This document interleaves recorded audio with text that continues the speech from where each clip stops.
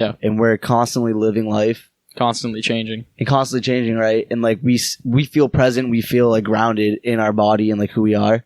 But if that's the case, like you wouldn't die and then get like your soul wouldn't get transported into like a different copy of yourself. So it's basically different copies of yourself. Different timelines. Maybe it's the multiverse. Yeah.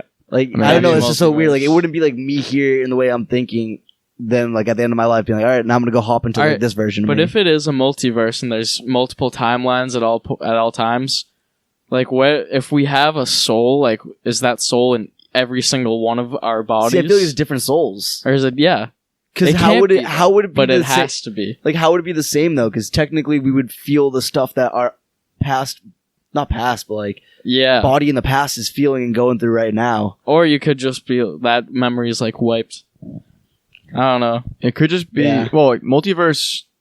I don't think. Yeah, just like different souls. I think like maybe not even. Maybe there aren't even souls necessarily. It's just like Yeah. computer brains. Yeah. Simulation. The Tibetan word for body is lu, Lu, and it just in English it translates to empty husk. Interesting. Yeah. You know what's really weird to think about too? Dude, it's just so strange. So, like, what if we die hmm and like, that like period of like that blip of like nothingness is just like the restart, and it's just like you get put back into the same shit. You get like your memory card wiped. That's what deja vu is. Yeah, and like we get to these points in our lives where like things line up from a past life, Yeah. and that's where you're like, oh shit, I think this happened already. Imagine you were like buying something from a store and you see yourself like running away. Like, what the fuck? Who's In that dude? reverse. You're like, With a mask is on. Like, what that? the fuck is that? Also, At your that was a sick grandmother's scene house. when they're in the airport and the protagonist is fighting himself but doesn't realize it's himself yet. Yeah, that was That's so cool. that was weird though, because Amazing. and I was watching that for a second time and I realized that the person from the future started that fight. I don't know. Like, I don't know why he well, because the protagonist in the past would probably didn't- shot him. didn't realize that it was him and thought it was just an enemy. Thought it was like a bad guy. Yeah, but then for the future protagonist, when he goes back, it looks like the past protagonist starts the So that's fight. kind of like a bad writing in a way. A little Well, I think it's just because Plot it's because you see it in reverse from the first time. Oh. The whole thing is like a different perspective. You're like, I wait, also thought Neil was going to be a bad guy from that scene because when he just like lets him go, he's kind of. Oh yeah, I was like, oh shit, is because he working with them? and he sees him. And yeah, he notices. He's like, he just throws the mask at him. But it's really weird Get going. too because Neil in that past, I guess he's from the future. But yeah, I think this Neil, the whole time is from like way further in the future. so he knows who he is, but I So- guess didn't know that was going to happen or something. okay. You know, something I wrote down. This was my second time watching it today. I saw it in theaters Really? a while back. Yeah, That's probably sick. it was great.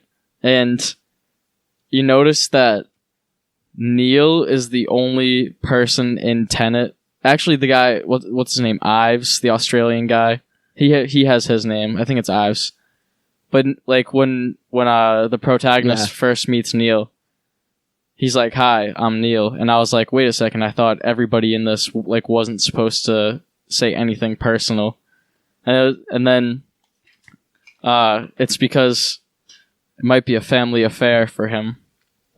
What do you mean? I think that That they're Ma- related? I think that Max, Kat, and Sater's son is Neil. I think it is too. I was watching the theory called this video on YouTube by New Rockstars. So I was really confused about the movie. Yeah. Shout out New Rockstars. If you want to like get a thing with a timeline, definitely check that out. But like, yeah, Yeah, she's right. Neil from the future is like he's Do like we ever get? Wait, he's lived up to that point, and then he meets the protagonist, that's not his and name. he has to go back, and then he goes back, and then Well- the events of the movie he goes back and forth and back and forth. So the character's That'd be trippy. actual name, the little kid's name, is Maximilian. Yeah. So you cut out you take out everything to the last four letters and invert them. It's Neil. Oh, that's shit! So, weird. yeah, that's, that's- weird. Okay. I didn't come up with it myself. New Rockstars Yeah. YouTube. I mean, hey, now that you say that, that kind of makes sense. And that made it really interesting. That's It's why just I personal for him, kind of. He inverted his name because he's Oh, because inverted. he's inverted, dude. That would make so much sense. And then he would, at that point where, like he grows up, gets physics degree, probably the protagonist probably gets him to do that a little bit. Well, he probably knows. Like it's like Because the protagonist is low-key watching over Kat and Maximilian for the rest of their life, too. It's also interesting. Yeah. What's first? That's so weird. It's also weird. What's first, the chicken or the egg kind of thing? Where does adult Neil, come to visit the protagonist first, or does the protagonist come to talk to Max first? It's an infinite loop. It's just so bizarre. Yeah. Really strange. It's also weird how in the whole time travel thing of this, where like we see time as a linear event, and they say like people with the inverted things are like flowing against the stream. Yeah. And then like if enough things go back in time, it just changes the course, like the regular course of shit. Right. I don't know. I wonder if that part is based in physics, and also why would everything annihilate if you touched your own particles? Yeah, that, and also I feel like that's just part of the story. I don't think it's anything. Yeah. I mean, but I feel like there would be some weird shit to happen if you went back or time traveled back. Yeah, I guess the energy. Saw yourself. Yeah. I mean, it's two copies of yourself literally like interacting. That's just bizarre. But yeah, so the Neil thing's crazy. It really is. Another question of mine is like the relics that when he first finds out about Tenet and he goes and talks to that scientist lady, and she shows him like the inverted bullet, and then she shows him the detritus, or they were like relics of a future war. So like, how did those relics get into this time? Yeah, like somebody would have had to come back from the future, which like you'd imagine it was they said it was many generations down the line that they invented this technology. Right. So somebody would have had to invert themselves for that long to bring back that. It's so strange. Those materials. Well, pretty much. Was it Neil? No, yeah, Neil. His character inverted himself for like 30 years or 20 years or something. So I mean, it happens. Also, I'm kind of confused though, because in the original timeline, I guess you could say, of before the protagonist before the protagonist gets to the point of the Tenet. Yeah, before they create Tenet and stuff. Even though that all that stuff that happens is still the original. Yeah. But yeah, I get what you're saying. So like, if that timeline before he got to the point where he created Tenet and creates this like ability to go back and invert yourself and stuff, and like tries to like, because they're changing the course of a timeline that already happened, it seems like. Yeah. So I wonder, what's happening is happening. Yeah, but like, they really don't even have free will. I don't know. It's just really weird. It's weird because it seems like stuff that didn't happen yet is dictating stuff that's going on currently. You know what I mean? Mm-hmm. Like, because I feel like in the real timeline, I guess it's all the real timeline is all interchangeable, but they would have to come to a point where like Kat doesn't kill him or kills him and the world ends or something, and they're trying to stop the world from ending because it already did. Why would it come to that point? You're just saying like at a certain point, it's not going to work out perfectly for them. Well, because I don't know, because like the way I'm thinking about it is like us right now here. Let's just say like what we're doing, we're recording this episode right now. Let's just say, I don't know, like if we put into the terms of the movie, this episode will have been recorded. Yes. Even when we're done with it. Yeah. But that's like saying that there's a version of me or you guys in the future that comes back and stops this recording before it ends. Then but this like, recording never happened. I guess. That's but what so happens weird. happens. But what happens happens. Like we would have already finished this, and it would have taken all like whoever did it time in the future to come up with the technology and be able to come back to this point in time to stop it from happening. Yeah. So like, but they would come back in this present time and stop us, so we wouldn't be able to finish it. That's so weird. I can't like wrap my head around that. It's so bizarre. Like, you know what I mean though? Like, that's just weird. It is really. Yeah. Also, with we were talking about when the protagonist fights himself, but yeah. I like how he's talking to. I think he was explaining it to Priya, the Indian woman from like the arms dealer. Yes, and that was also 16. And he says there were two antagonists there, but it was like that's the first time you start to think of him as the protagonist, right? Because like he calls them antagonists, but it was actually just two. It was him. Just inverted and then back in regular speed. Right. And also when they go back the second time, or I guess when they go back, like when the protagonist goes back to do that or whatever, and his arm's like bleeding, and he's like, "Why? Like, what is this? Why is my arm bleeding?" And Neil doesn't say anything, but like he knows. Yeah. Like that was you fighting. I guess it's because he even says it too. Because after we realize why, and he's like, because it didn't stop the mission. So he's like, it wasn't pressing information that would have dictated the outcome. Mm-hmm.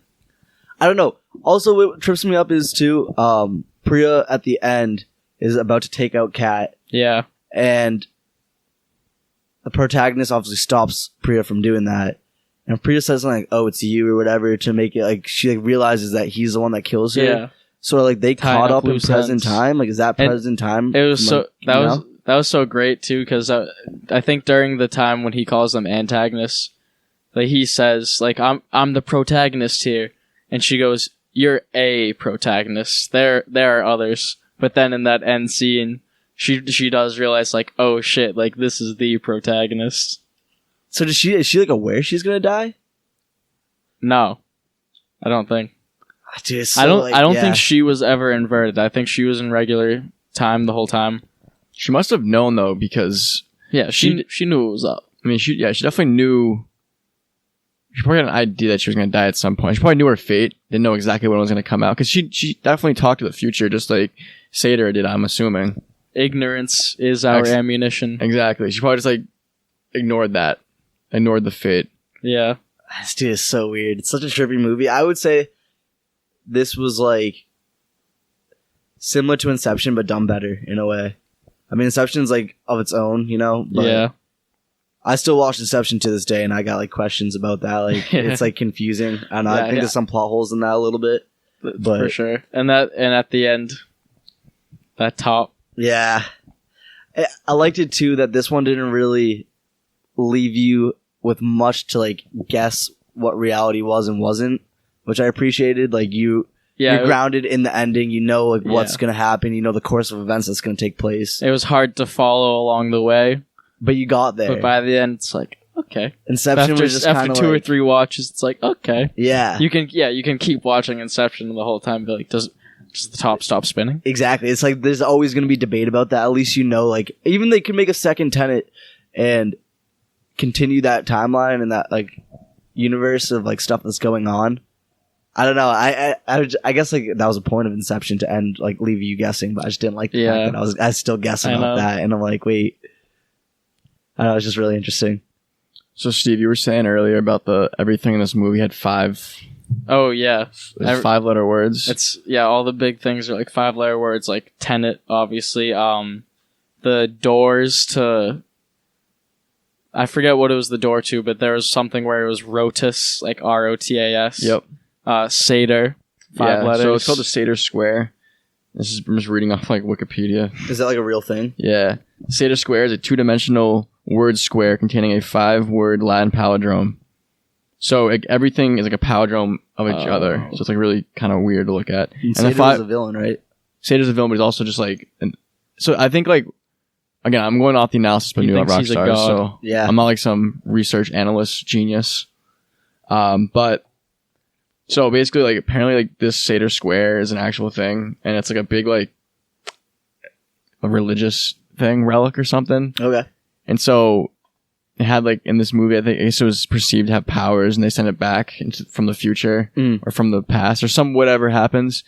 And like this was like the missing like formula for like the algorithm for the. Okay, I was about to say, does the Sator Square some kind of thing? Does it look like the algorithms at all? I'll show you my phone. But the 5 words are Sator, opera, Rotus, Opera.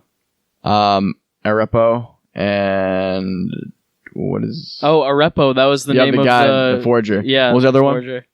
I can't read it. You my phone. Sator, Opera, Tenet. Tenet. Yeah, it's obviously the name of the movie. Mm-hmm. Also, Tenet. They call it Tenet. I'm pretty sure because Tenet is a palindrome, and he kind of goes back and forth in time. Okay. So really just weird. And it's like race car. That's It's wicked the same cool. word front and back. Yeah.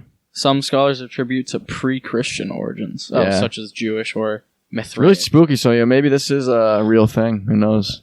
No, I don't know. But That'll happen. And one part that was pretty realistic, I thought, was at the end when